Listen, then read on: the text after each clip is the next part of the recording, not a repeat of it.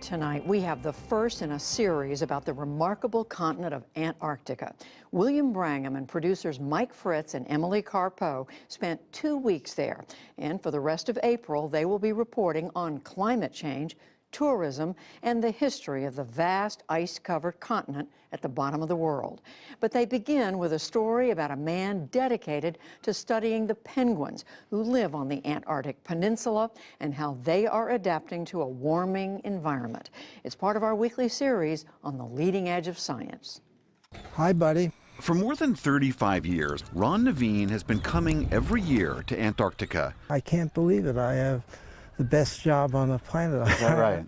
Well, I'm a penguin counter, for God's sake. Can't beat that, can you? No, I don't think you can. Bingo.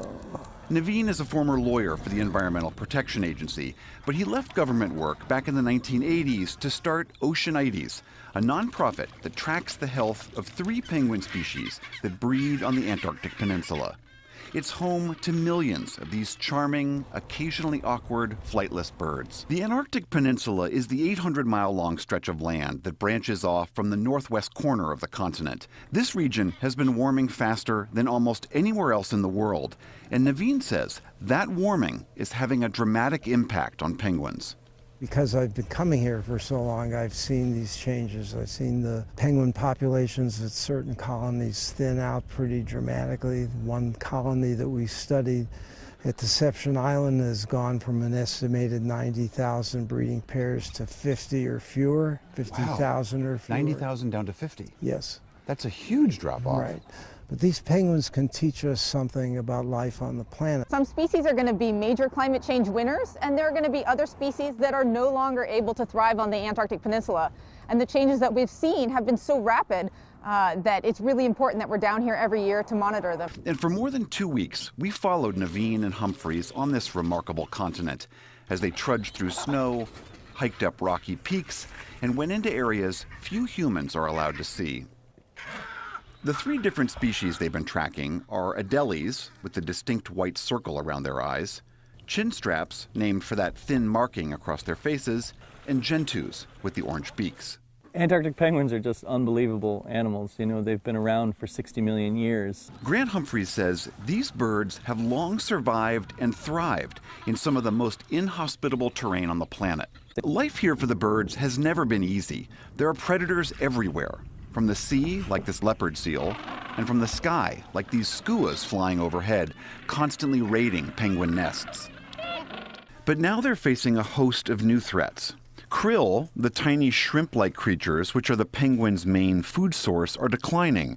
They're being heavily fished to supply the booming fish supplement industry, and everything down here eats krill, including the resurgent population of whales. But climate change is also believed to be harming them. That's forcing penguins to dive deeper and travel further in hopes of finding food. It's all led to a rapid decline for the birds on the peninsula. Adelie populations have dropped by nearly 75% since 1990. Chinstraps have in some locations dropped by half. But remarkably, the gentoos are actually thriving. Their numbers have grown 6-fold over the same period. Researchers believe it's because they've adapted and are now eating more fish instead of krill. And as the breeding season gets harder, they're relaying their eggs a second time. There's a real lesson for us that as people, as communities, as cities, we're all going to have to figure out what's going to work in the future, and it may look very different than what's worked in the past. Penguins are us, you might say.